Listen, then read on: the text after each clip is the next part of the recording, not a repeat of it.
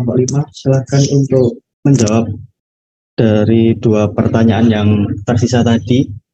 Ada pertanyaan dari Mas Arya dan Mbak Khofifah yang belum terjawab tadi. Baik, izin untuk menjawab pertanyaan dari Mas Arya Ramadan yang tadi.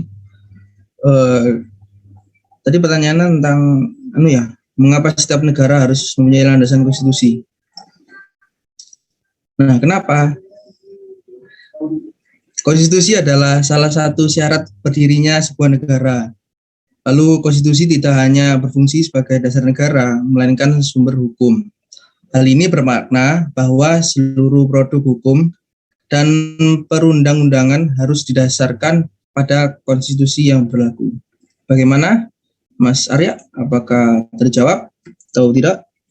Terima kasih untuk Mas Laksono Sentosa jawabannya.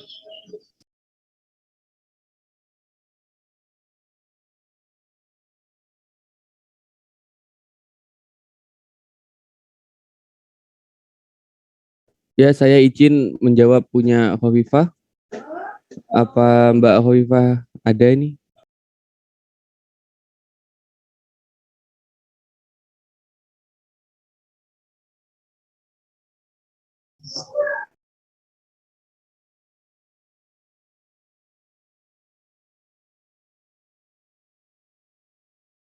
Oh ya, di sini saya akan menjawab pertanyaan Mbak Khofifah, yaitu tadi konstitusi apa saja yang pernah ada di Indonesia selain UUD ya. Konstitusi yang pernah berlaku di Indonesia selain UUD 1945 adalah Konstitusi RIS 1949 yang berlaku pada 27 Desember 1949 sampai 17 Agustus 1950. Apa sudah menjawab pertanyaannya? Baik, sudah menjawab. Terima kasih. Ya, sama-sama.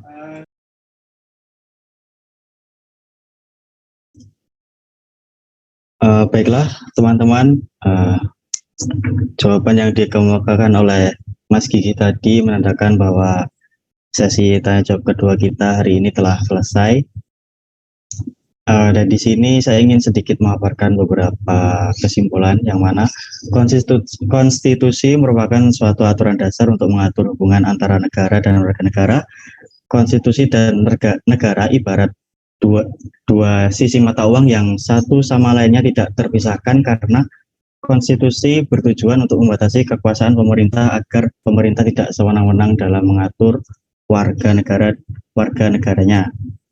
Dan konstitusi yang ada di dunia ada dua macam, yaitu ada konstitusi tertulis dan konstitusi tidak tertulis, dan yang mana untuk pemilihan konstitusi itu sendiri harus kembali lagi menyesuaikan dengan aturan-aturan yang berlaku pada negara tersebut. Dan konstitusi yang pernah berlaku di Indonesia diantaranya adalah yang pertama ada UUD 1945, yang kedua ada Konstitusi RIS 1949 sampai 1950, yang ketiga ada UUDS 1950 sampai 1959, yang keempat ada UUD 1945 sebelum amandemen, dan yang terakhir adalah UUD 1945 setelah amandemen. Dan sekarang kita akan berlanjut ke sesi berikutnya, yakni sesi tambahan atau masukan dari dosen pengampu mata kuliah. Kepada yang terhormat Bapak Harmanto, saya persilahkan.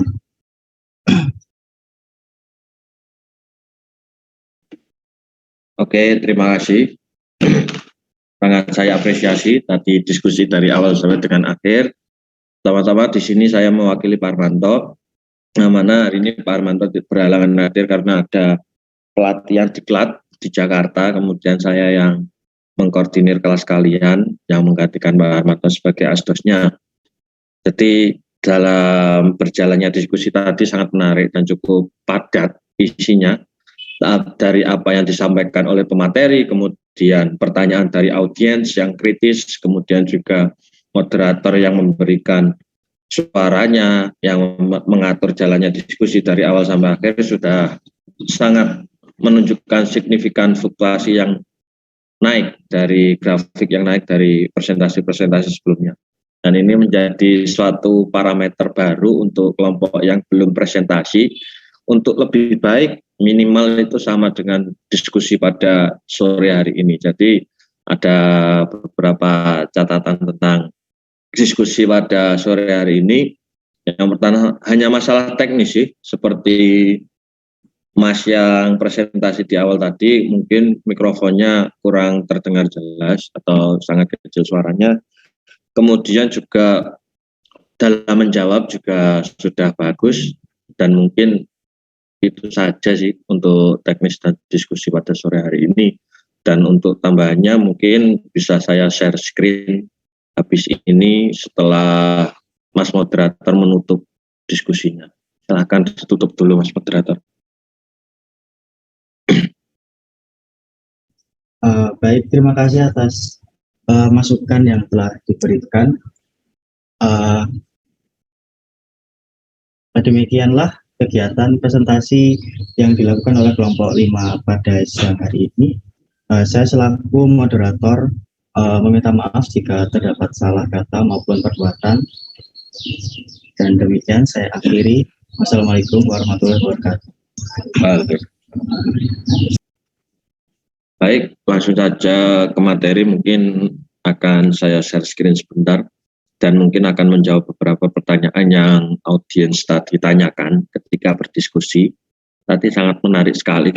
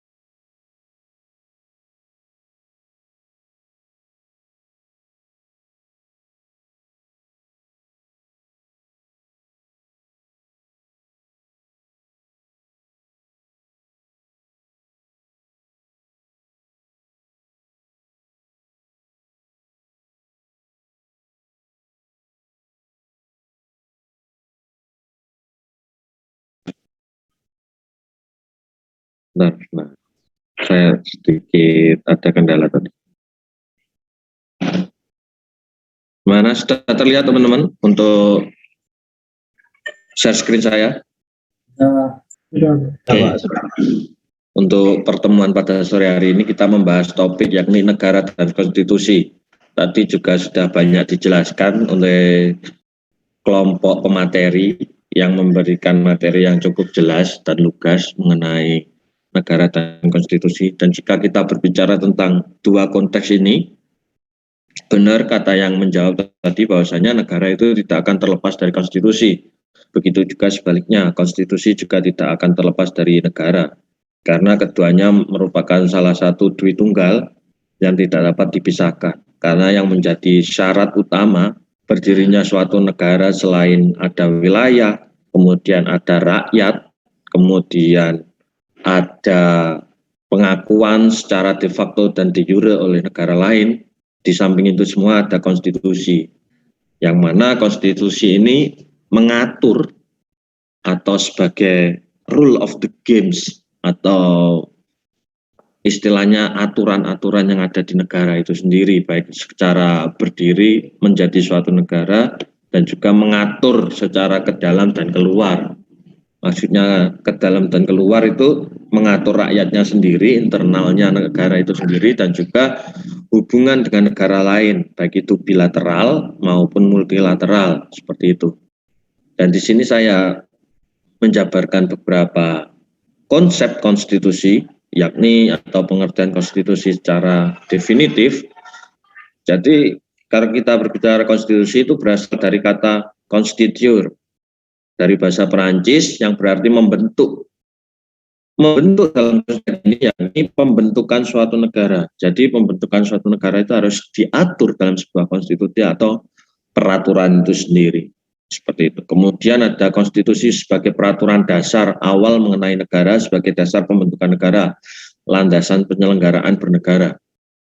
Jadi benar tadi yang dikatakan ada berapa konstitusi, ada berapa macam konstitusi yang ada di negara, yakni ada 2. Secara tertulis maupun tidak tertulis. Kalau tidak tertulis itu biasanya negara-negara yang bentuk negaranya adalah monarki ataupun juga kerajaan atau dan semacamnya. Di situ kerajaan memiliki suatu absolutivitas untuk membawa negaranya itu kemana. Jadi nahkoda utama dari negara yang berbentuk kerajaan itu adalah raja itu sendiri. Baik secara simbolis maupun secara fungsional.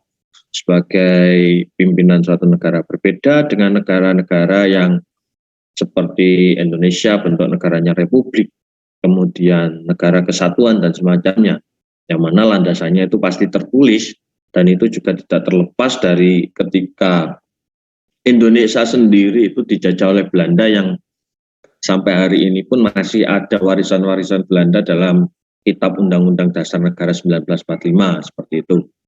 Jadi kalau berbicara konstitusi apa saja yang pernah legal di Indonesia, yaitu ada yang paling dasar ada Undang-Undang Dasar 1945 itu sendiri, kemudian UUD RIS yang pernah berlaku, kemudian ada satu lagi teman-teman.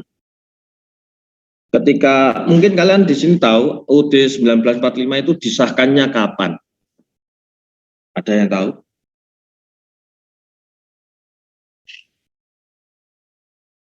Silakan yang tahu bisa mengemukakan pendapatnya. Jadi butuh tanggal saja sih. Itu menjadi pengetahuan basic ketika kita berbicara tentang konstitusi yang ada di Indonesia, terutama UUD 45. Ada yang tahu? Ya, silakan. Pada tanggal 18 Agustus. Betul. 18 Agustus 1945. Disitulah Undang-Undang Dasar 1945 itu baru disahkan menjadi sebuah konstitusi atau landasan suatu negara Indonesia. Yang menjadi pertanyaan, Indonesia merdeka pada tanggal 17 Agustus, sedangkan konstitusinya dibentuk pada tanggal 18 Agustus.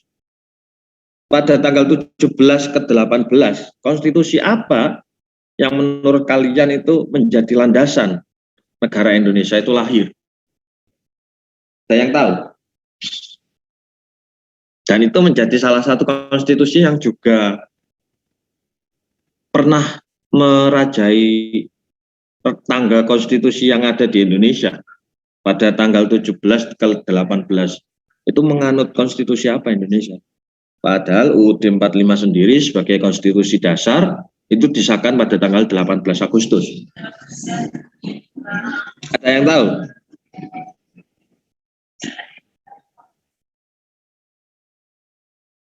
Tidak ada yang tahu. Mau saya kasih tahu? Jadi, teman-teman, ketika tanggal 17 Agustus Indonesia menyatakan kemerdekaannya di Jalan Pegangsaan Timur nomor 56 Jakarta, itu konstitusi yang dilahirkan dari momen 17 Agustus yang mulanya akan diproklamasikan di lapangan Ikada dan semacamnya, itu adalah naskah proklamasi. Itu merupakan salah satu konstitusi legal yang ada di Indonesia, yang mana pada tanggal 17 Agustus sampai 18 Agustus, selama sehari saja, sehari semalam, atau mungkin kurang dari 24 jam, konstitusi itu legal di Indonesia dan dipatuhi. Itu mengapa dalam naskah proklamasi, di paling terakhir itu adalah atas nama bangsa Indonesia, Soekarno-Hatta, dan itu menjadi salah satu tendensi awal mula berdirinya negara Indonesia menjadi sebuah negara yang legal di mata hukum dan dunia. Seperti itu. Sebagai undang-undang dasar suatu negara atau konstitusi tertulis dan pengertian sempit, seperti itu. Kemudian ada konstitusi penting bagi negara karena penyelenggaraan bernegara diatur dalam dan didasarkan atas konstitusi negara. Jadi setiap negara itu memiliki konstitusi dan berbeda-beda tergantung kesepakatan dan juga musyawarah. Kalau di negara kita itu musyawarah menjadi sangat penting dan menjadi butir-butir itu tadi. Dan saya kurang sepakat ketika tadi pemateri itu menjawab bahwasanya konstitusi tertinggi di negara Indonesia itu adalah Undang-Undang Dasar 1945. Itu kurang tepat. Karena undang-undang tertinggi atau konstitusi tertinggi negara Indonesia hari ini adalah pembukaan Undang-Undang Dasar 1945. Jadi batang tubuhnya Undang-Undang Dasar 1945 ini masih bisa diubah-ubah. Tetapi pembukaan Undang-Undang Dasar Negara Republik Indonesia, Undang-Undang Dasar Negara Republik Indonesia tahun 45 itu tidak dapat diganggu-gugat. Yang mana di dalamnya itu terdapat tujuan, kemudian cara, kemudian cita-cita, dan yang paling penting adalah Pancasila sebagai ideologi dasar negara Indonesia sebagai stat fundamental norm dan juga yang menempati hierarki tertinggi dalam hukum ataupun konstitusi yang ada di sebuah negara Indonesia itu sendiri. Seperti itu, teman-teman. Jadi kalau berbicara konstitusi tertinggi di Indonesia, yang lebih tepat itu adalah pembukaan UUD 1945. Kemudian next, nah ini UUD NRI 1945 dalam satu naskah sebagai hukum dasar negara Indonesia. Jadi hierarki tertinggi itu tadi adalah Undang-Undang Dasar 1945, pembukaan Undang-Undang Dasar 1945 yang di dalamnya itu ada Pancasila. Dan kemudian di dalam pembukaan Undang-Undang Dasar 1945 itu dijabarkanlah segamblang-gamblangnya, sejelas-jelasnya pada setiap pasal yang terdapat dalam Undang-Undang Dasar 45. Jadi inti dari hukum ataupun UUD NRI 45 itu adalah pembukaan itu tadi, kemudian dijabarkan melalui pasal-pasal seperti itu. Dan ini merupakan bagian-bagiannya. Ada UUD 1945, kemudian ada amandemen 1, 2, 3, dan 4.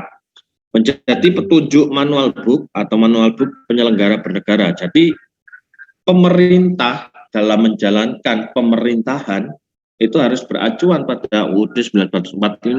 Dan juga ketika membuat sebuah regulasi, kemudian membuat suatu peraturan baik Perpu, PP, kemudian Perda dan semacamnya, itu acuannya harus UUD 1945 seperti itu.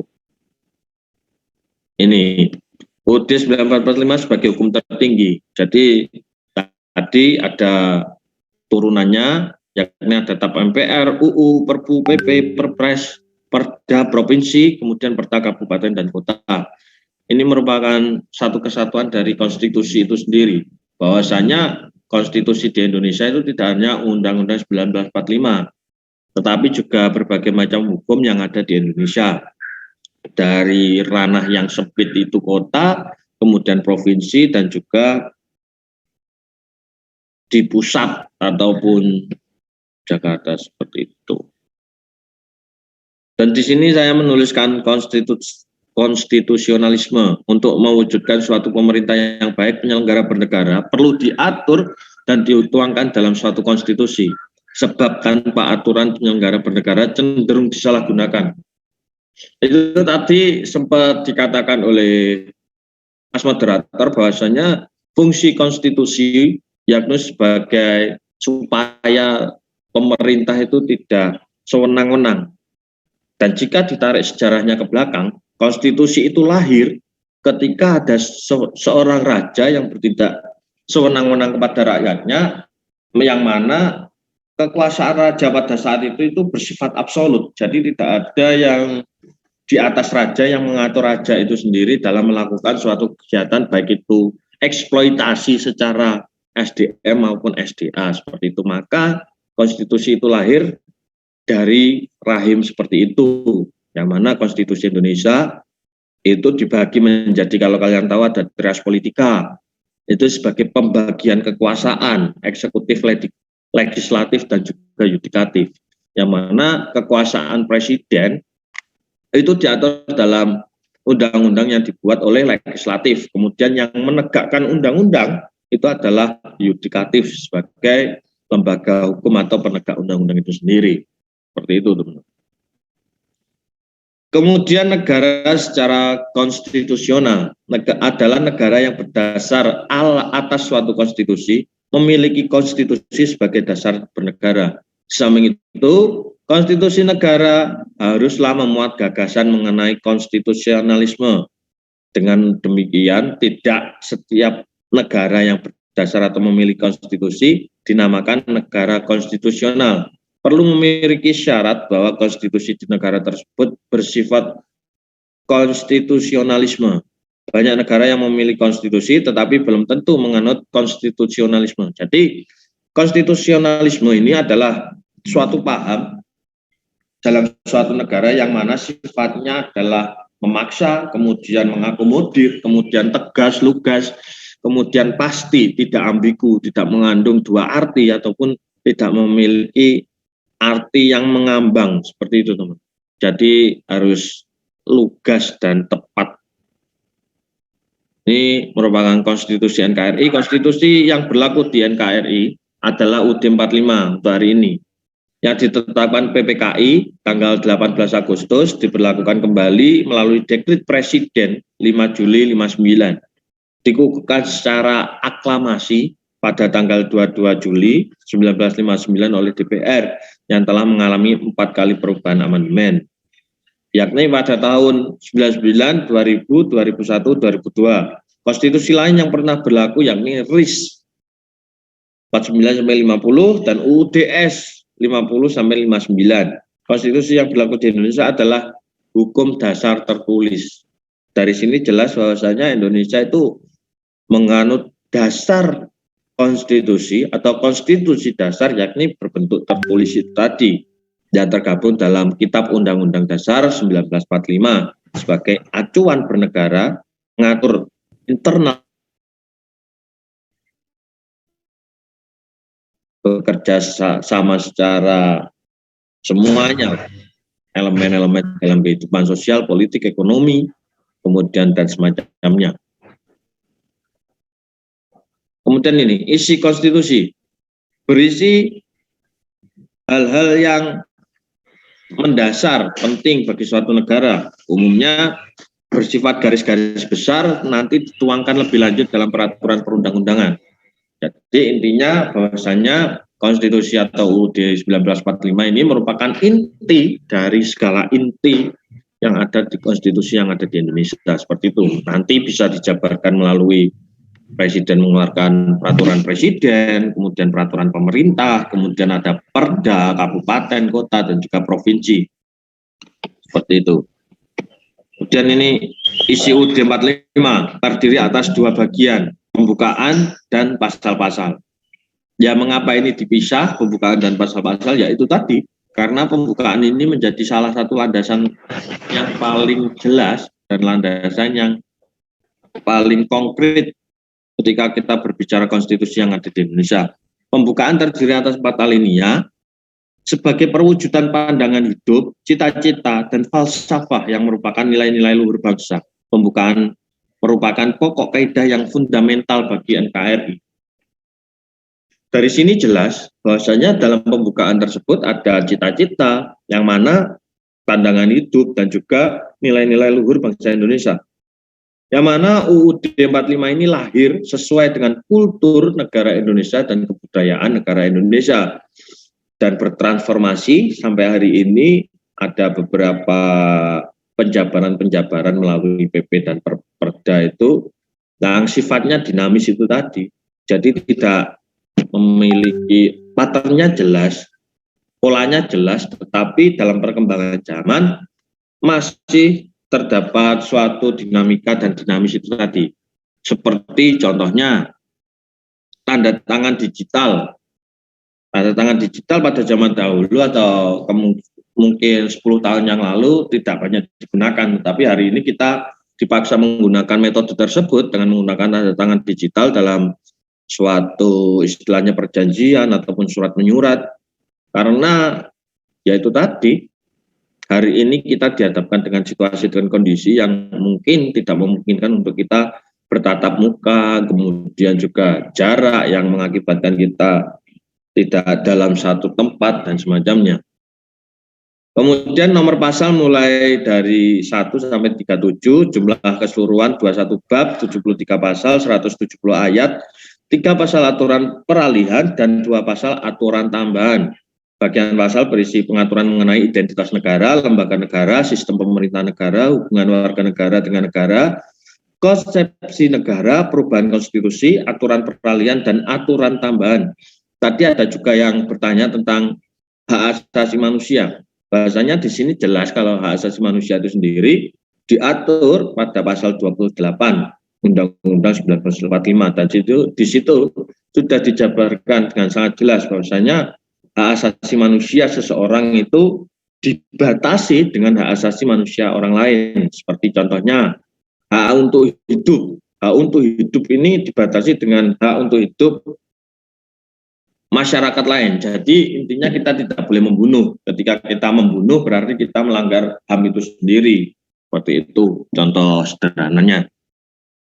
Kemudian yang selanjutnya ini tadi ada identitas lembaga, sistem pemerintahan negara, hubungan negara dengan negara, konsepsi negara, perubahan konstitusi, aturan peralihan, dan aturan tambahan. Nah, di sini teman-teman yang mungkin menjadi titik fokus. Di sini ada yang tahu perbedaan antara pemerintah dan pemerintahan itu apa? Ada yang tahu isi perbedaan pemerintah dan pemerintahan?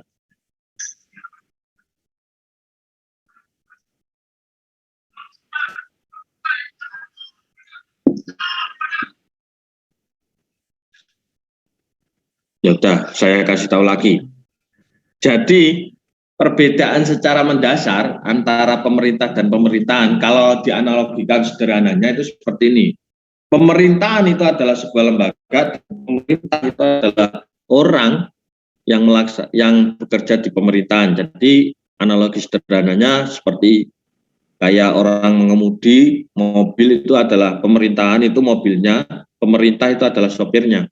Jadi yang mengelola suatu negara yaitu pemerintah sebagai subjeknya dan objeknya adalah negara. Pemerintahan sebagai lembaganya, seperti itu, lembaga pemerintahan dan sebagainya.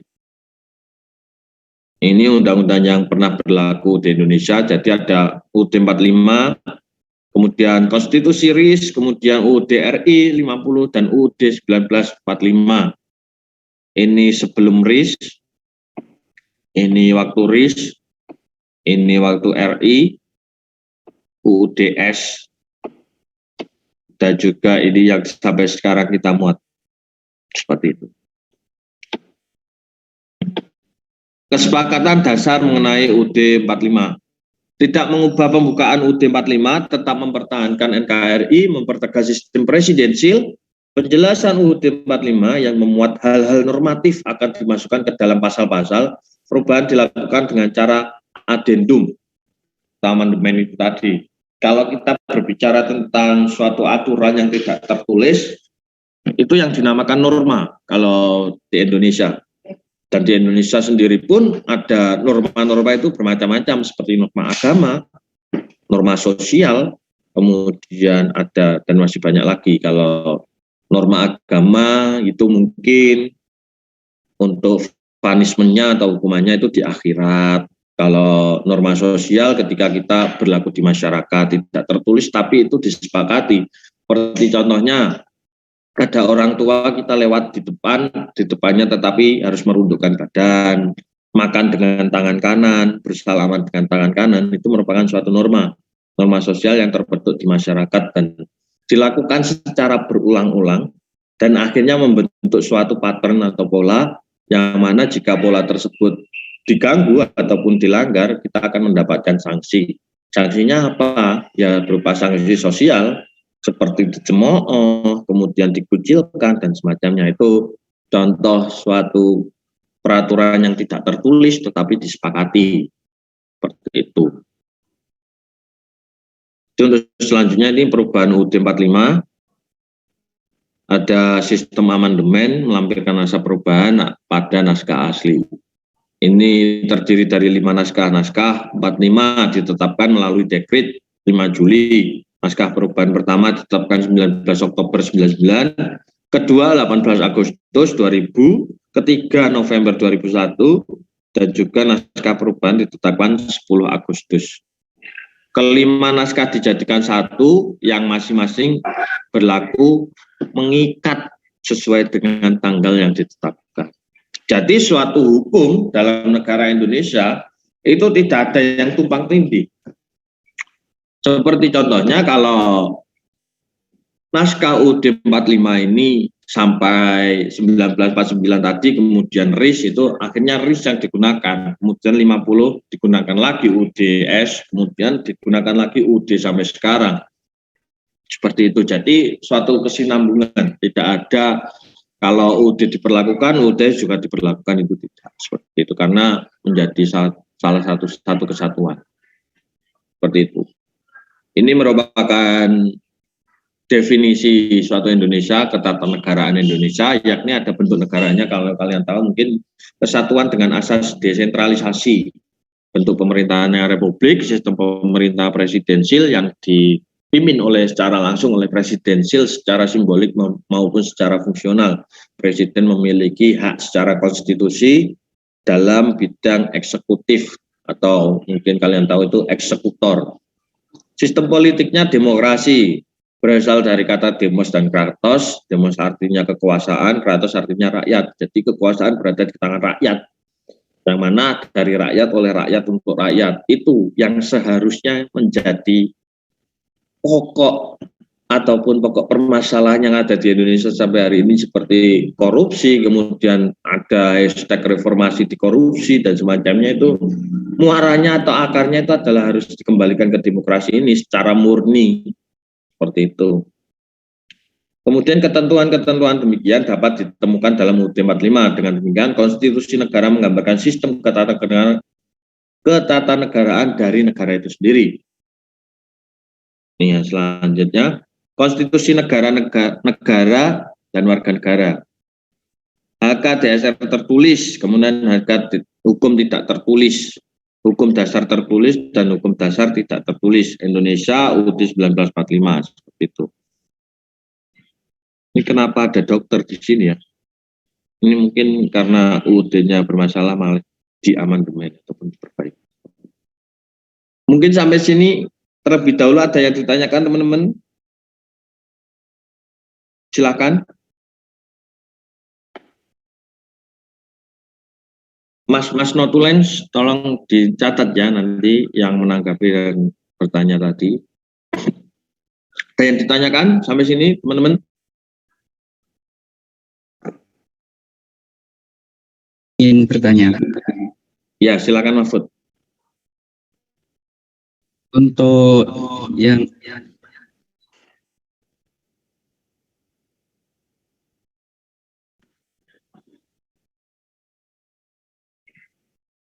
suaranya hilang. Mahfud.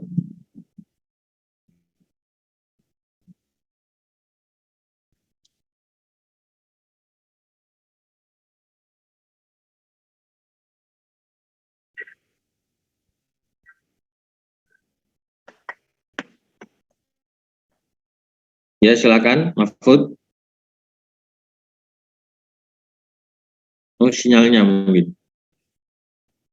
Oke, yang lain dulu mungkin ada yang tanya. Nanti biar Mahfud bertanya karena mungkin ada kendala sinyal.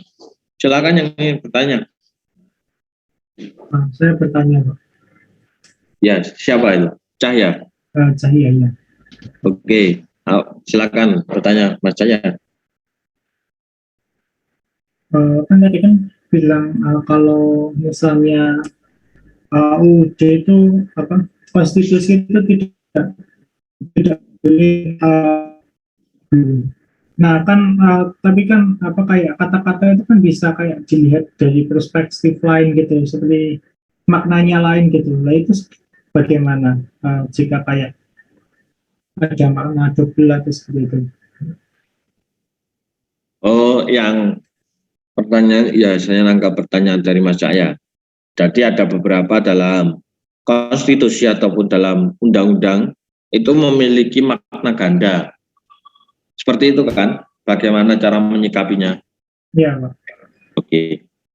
Jadi kita kembalikan lagi ke tafsir hukum itu sendiri. Bahasanya hukum sebagai landasan atau dasar kehidupan bernegara itu sengaja diberikan suatu istilahnya tempat abu-abu yang seharusnya itu dapat dikoordinasi dan dikoordinir melalui tafsir hukum itu tadi. Jadi pasti kalau ada sebuah redaksi dalam suatu undang-undang ataupun dalam peraturan, itu pasti yang ambigu, pasti akan dijelaskan di pasal berikutnya, seperti itu. Atau mungkin ada korelasinya dengan pasal lain yang menjelaskan atau berbicara tentang redaksi dari pasal yang ambigu tadi. Seperti contoh, hak dalam HAM, dalam pasal 28, hak dasar manusia, hak asasi manusia yang paling dasar yakni hak untuk hidup. Dan dijabarkan lagi, hak untuk hidup ini yang seperti apa? Yakni hak untuk memeluk agama, kemudian hak untuk menyuarakan pendapat di muka umum, kemudian hak untuk hak secara politis. Hak secara politis ini apa? Hak untuk dipilih dan memilih. Seperti itu. Jadi dalam hukum sendiri itu ada yang namanya penafsiran hukum, dan ada opsi lain yakni bahwasanya dalam redaksi suatu hukum yang ambigu pasti dijelaskan di pasal berikutnya atau mungkin ada relasinya dengan pasal sebelumnya. Seperti itu Mas Cahya.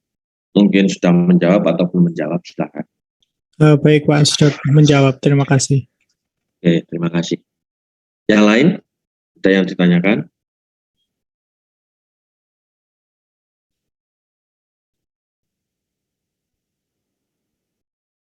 Dan juga mungkin kalau hari ini isu yang diangkat itu perihal presiden 3 periode, seperti itu ya.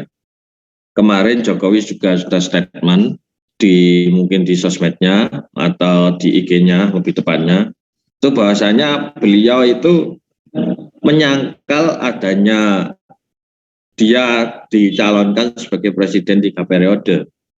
Tapi kenapa mahasiswa di sini masih melakukan kajian dan aksi?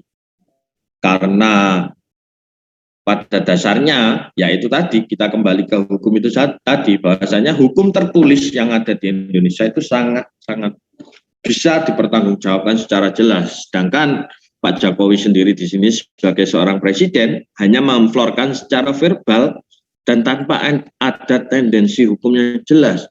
Di IG cuma sebagai caption, tapi tidak ada tanda tangan secara terang dan pernyataan sikap secara legal di mata hukum. Jadi itu mungkin yang dikejar mahasiswa-mahasiswa, kenapa masih turun ke jalan menuntut penegakan konstitusi bahwasanya presiden maksimal menjabat hanya 2 periode, seperti itu. Ya Mas Mahfud, silakan, sudah bergabung bersama kita lagi.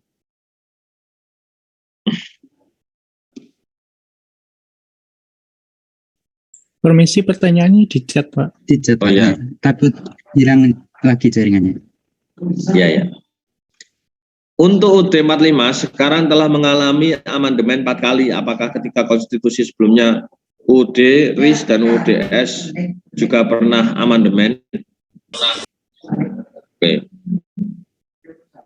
Untuk UUD RIS dan juga UUD S itu tidak pernah dilakukan amandemen, karena hanya berlaku selama setahun pada saat itu di masa peralihan, yang mana Indonesia pada saat itu untuk menggunakan UUD, dan itu menjadi salah satu langkah politisnya Soekarno pada saat itu, mengapa membentuk negara Indonesia Serikat, karena mereka tahu bahwasanya ketika negara hanya satu, hanya patternnya satu di pusat saja, maka untuk penyebaran ataupun penyebar luasan bahasanya Indonesia ini adalah sudah menjadi satu dari Sabang sampai Merauke itu sendiri, dan juga egosentris di beberapa pulau yang ada di Indonesia, pemimpin pulau yang ada di Indonesia itu mengapa pada saat itu diflorkan ataupun dibentuk menjadi Republik Indonesia Serikat, yang mana ada Republik Maluku, kemudian Republik Sumatera dan semacamnya. Itu menjadi salah satu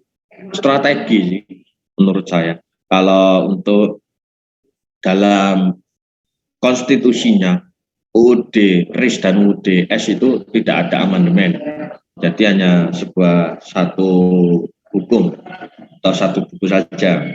Itu pun sama UUD 1945 itu hampir sama, hanya ada beberapa poin yang ada di UUD 45 itu diubah di UUD RIS dan juga UUD S. Seperti itu Mas Mahfud. Mungkin sudah menjawab atau belum? Baik Pak, terima kasih. Oke. Sudah menjawab Pak. Oke, terima kasih. Ya, oke, saya lanjutkan sedikit lagi. Jadi hukum dasar tertulis, UUD lebih kuat dan mengikat daripada hukum dasar tidak tertulis. Bagian dari konstitusi, sumber dan dasar bagi norma hukum yang ada di bawahnya.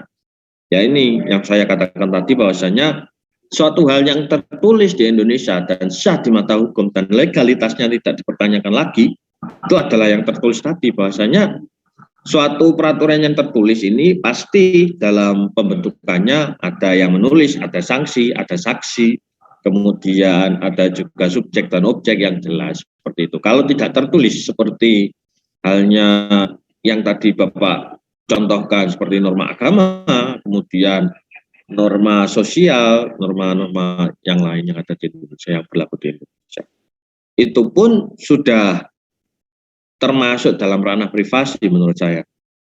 Seperti norma agama itu kan tergantung iman dari setiap individu atau sudah masuk ranah privat dari individu itu sendiri. Kemudian selanjutnya ini ada hukum dasar tidak tertulis, seperti contohnya konvensi kebiasaannya berulang dalam praktek ketatanegaraan, tidak bertentangan dengan UUD, diterima oleh masyarakat sebagai pelengkap UUD, pengisi kekosongan hukum. Seperti itu. Ini pengertian secara hukum dasar tidak tertulis. Kemudian yang selanjutnya ada nilai konstitusi. Jadi dalam sebuah konstitusi itu ada beberapa nilai ataupun ada 3 nilai di sini. Dan normatif, berarti konstitusi sebagai hukum tertinggi sebuah bangsa benar-benar dipatuhi oleh penguasa maupun masyarakat secara murni dan konsekuen. Jadi yang tertulis dalam naskah UUD, dalam konstitusi, yaitu harus dilakukan secara istilahnya secara plek, secara pas, dan secara yaitu tidak boleh ditawar lagi. Kemudian nilai nominal, konstitusi berlaku secara hukum namun dalam implementasinya belum bisa dijalankan secara maksimal. Itu termasuk dalam kalkulasi nilai dan konstitusi itu sendiri. Kemudian nilai sistematik mengartikan konstitusi tetap berlaku namun hanya formalitas semata dan digunakan dalam menjalankan kekuasaan politik. Kalau ini biasanya permainan politis. Kalau kita berbicara hukum itu sendiri seperti contohnya ketika kasus yang lebih besar kemudian kasus yang lebih kecil itu lebih berdampak dan hukumannya lebih sedikit, itu ya karena dalam mata persidangan penguasa hukum itu mampu menguatkan secara asas-asas hukum yang digunakan, kemudian perspektif hukum yang digunakan, kemudian juga nilai-nilai sebagai pertimbangan itu sendiri. Itu sangat mengerti, berbeda dengan kalau kasus orang kecil yang mungkin tidak bisa menyewa penguasa hukum atau lawyer kalau istilah kerennya itu. Jadi mereka tidak tahu bahwasanya ada pembelaan secara konstitusi di sini. Seperti itu. Maka dari itu kenapa disebut sebagai kekuasaan politik, untuk menjalankan kekuasaan politik. Seperti Gus Dur ketika dilengsarkan dan semacamnya. Ini sifat konstitusi tertulis dan tidak tertulis. Tadi sudah saya jelaskan.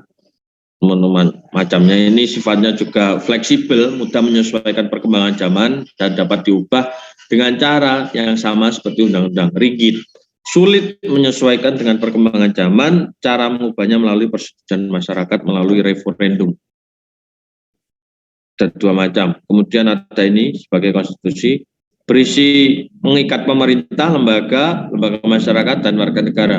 Berisi norma, kaidah, dan aturan, sumber hukum, pemerintah dalam pembuatan kebijakan sebagai alat kontrol, dan juga alat menguji norma hukum di bawahnya. Seperti itu. Mungkin itu saja. Sampai sini ada yang ditanyakan? Silakan.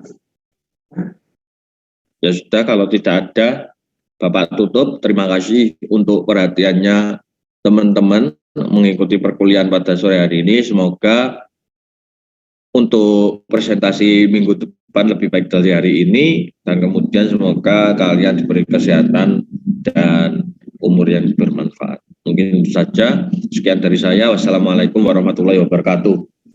Waalaikumsalam warahmatullahi wabarakatuh. Terima kasih, Pak. Terima kasih, Pak. Mohon maaf, Pak. Muhammad Ali Ridho.